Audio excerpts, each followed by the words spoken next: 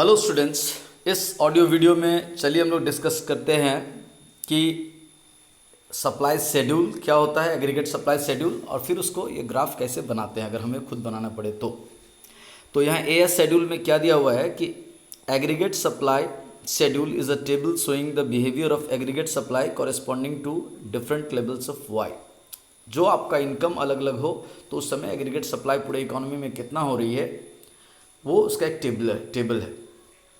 तो what we see here, when income is 0 the aggregate supply is also 0, when income is 20 aggregate supply is also 20, when income is 40 aggregate supply is also 40, when income is 60 aggregate supply is also 60, income is 80 supply 80, income 100 supply 100, income 120 supply 120। यानी what we find कि aggregate supply is equal to total income in the economy. यानी income और aggregate supply दोनों equivalent है, same ही चीज़ है।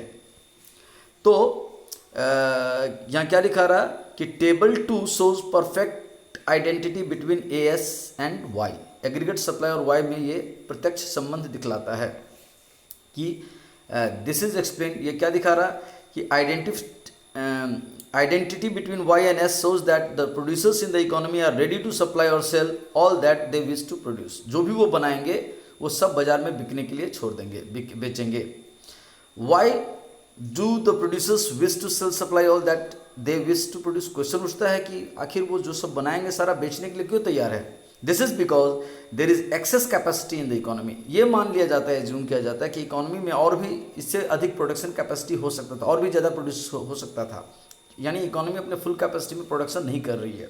Accordingly when ever there is a rise in demand, यानी आप इसको मैं इस तरह समझाता हूँ कि अब अगर मैं प्रोड्यूसर्स हूँ और मैं अपने यहाँ अभी 10,000 टन्स आयरन एंड स्टील तैयार कर रहा हूँ, इसका मतलब ये नहीं कि मेरी कैपेसिटी बस लास्ट 10,000 है। मेरी कैपेसिटी है 50,000 टन्स, 1 लाख टन्स, लेकिन चूंकि मार्केट में भी डिमांड 10,000 टन्स की है, so that's why I was producing 10,000।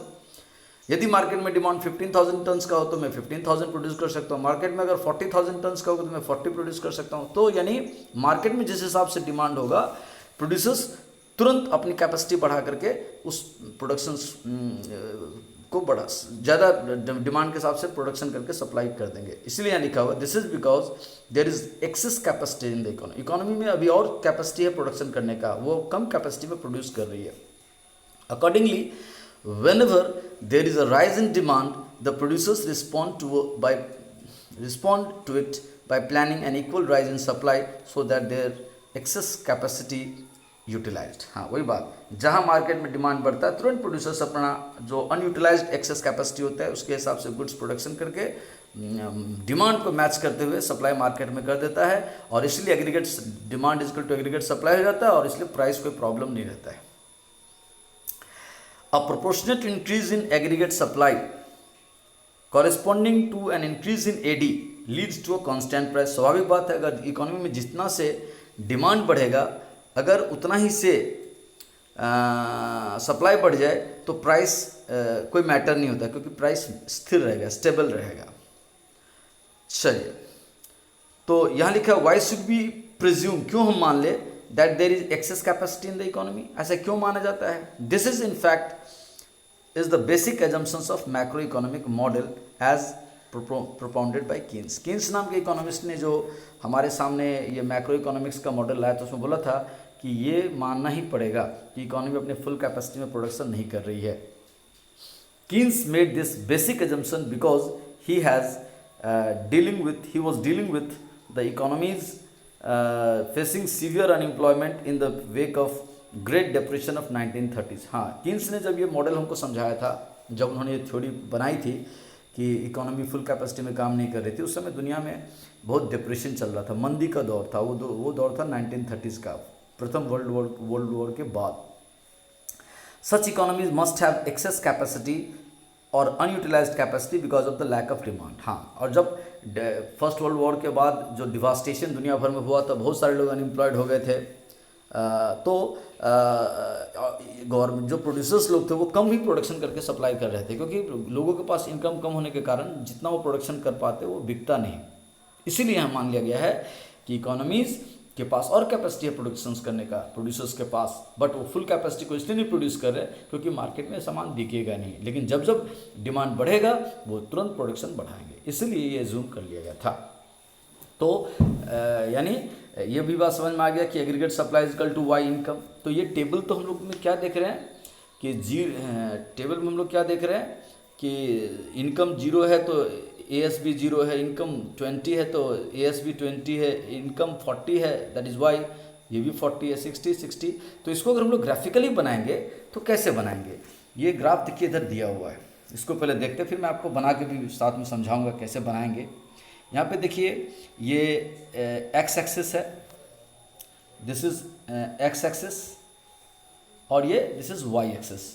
AS represents X axis represents Y that is income, and Y axis represents aggregate supply AS। दोनों पे ही जो हमारा अलग अलग इनकम लेवल था 20, 40, 60, 70, 80, 100, 120 वो रिप्रेजेंटेड के, यहाँ भी 20, 40, 60, 80, 100, 120। अब ग्राफिकली जब हम x का 20 पुट कर रहे हैं तो y भी 20 है, क्योंकि यहाँ देखिए लिखा था जब ये 0 है तो ये भी 0 है, जब ये 20 है तो ये भी 20 है, ये 40 है तो ये भी 40 है। तो व्हेन वी प्लॉट x और y, इसमें क्या करते हैं यहाँ पे ये जो x एक्सिस पे y है, यहाँ नाम दे दिया y क्योंकि इनकम को y से डिनोट करते हैं, तो वो हमारा क्या कहते हैं उसको x, ये x हो गया और इधर का चीज़ y हो गया। तो आप ग्राफ पे जब x और y को प्लॉट करते क्या है, तो अगर x 0 है तो y भी 0, तो ये यहाँ हो गया। अगर x 20 है तो y भी 20 है, तो वो पॉइंट यहाँ कहीं आएगा। If x is 40 then y is also 40, x is 60 y is also 60, x is 80 y is also 80, x is 100 y is also 100, x is 120 y is also. तो ये जो सारा मैंने यहाँ पॉइंट इस तरह से डॉट डॉट डॉट ऐसे करके दिया, अगर उस सारे पॉइंट को ऐसे करके आप मिला दोगे तो हमारा supply curve, aggregate supply curve बन जाएगा। अब इसको मैं आपको इधर समझाता हूँ कि देखिए इधर आते, ज़रा ध्यान दीजिएगा, कहाँ गया, हाँ वाइट बोर्ड, ये देखिए। अब ये बोर्ड आपके पास अभी, ये जो पेज है आपका ब्लैंक दिख रहा है, तो देखिए मैं इस पर ग्राफ कैसे टेबल बनाता हूँ। ये मैं बनाया ऐसे, ये वाई एक्सिस बनाया और ये बना हमारा एक्स एक्सिस, ये ओरिजिन है, ये एक्स एक्सिस है और ये वाई एक्सिस है। इसमें थोड़ा लिखने में दिक्कत होता है, इसलिए अब सपोज़ कीजिए ये 0 है तो ये 20 है, ये 0, ध्यान दीजिएगा 0 ये ओरिजिन में रहा, ये 20, ये 40, ये 60, ये 80 यहाँ तक आया। इधर में भी 20, 40, 60, 80, या मेरा 80 तक ही आ रहा। ग्राफ मैंने थोड़ा छोटा बनाया, कोई बात नहीं, आपको समझाना है। तो देखिए वहाँ क्या था कि अगर x 20 है तो y भी 20 था, तो इसको लेके पॉइंट यहाँ पे आएगा। फिर x जब 40 था तो y भी 40 था, तो इसका पॉइंट जैसे ये वाला क्या था, इधर से गया यहाँ पे मैच किया, x इधर आया, ये इधर से मीट किया, यहाँ पे ये पॉइंट हो गया। ये जब 60 होगा तो यहाँ से पॉइंट आएगा, इधर से पॉइंट आकर मीट करेगा, इस जगह में पॉइंट मीट किया। ये फिर x का जब 80 है 60 है तो ये आपका 60 होगा, तो ये पॉइंट मीट का। तो ये जो पॉइंट ऐसे बीटा, इस यहाँ से ग्राफ बनाएंगे तो ये हमारा हो गया एग्रीगेट सप्लाई। ये हमारा क्या हो गया, एग्रीगेट सप्लाई का ग्राफ हो गया, जो कि y का y इजकल टू y है, क्योंकि y इजकल टू AS है। तो इस तरह से ग्राफ बनता है एग्रीगेट सप्लाई। अगर क्वेश्चन पूछो व्हाट इज AS शेड्यूल, तो AS schedule is the tabular presentation at different levels of income and the aggregate supply in the market। यानी एग्रीगेट सप्लाई एक टेबुलर प्रेजेंटेशन है जो दिखाता है कि हमारा अलग, जब इनकम अलग अलग था तो किस तरह से सप्लाई था। और व्हाट इज AS कर्व, अगर क्वेश्चन पूछे व्हाट इज AS कर्व, तो AS curve is the graphical representation of AS schedule. Aggregate supply schedule को ही ग्राफिकली अगर हम लोग x और y एक्सिस पर रिप्रेजेंटेट कर दे तो that is called AS curve, जिसमें एग्रीगेट सप्लाई जो AS कर्व है उसमें x एक्सिस पे इनकम को रिप्रेजेंटेट करते हैं। ये देखिए यहाँ पे ये हो गया वाई इनकम, और ये जो वाई एक्सिस है ये रहेगा एग्रीगेट सप्लाई रिप्रेजेंटेट करेगा।